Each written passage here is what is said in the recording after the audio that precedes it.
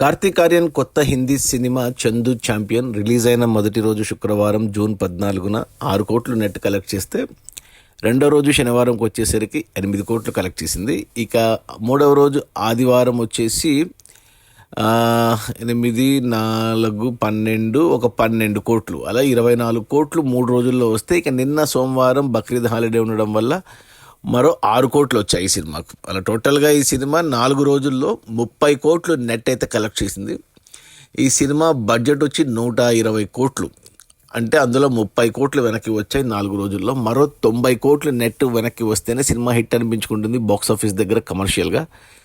ఇక ఈరోజు మంగళవారం వర్కింగ్ డేలు స్టార్ట్, మరి వర్కింగ్ డేలు స్లో అవుతుంది. కానీ మొదటి వారంకి నాకు తెలిసి ఈ సినిమా 50 కోట్లు నెట్ అయితే టచ్ అవుతుంది ఓవరాల్గా.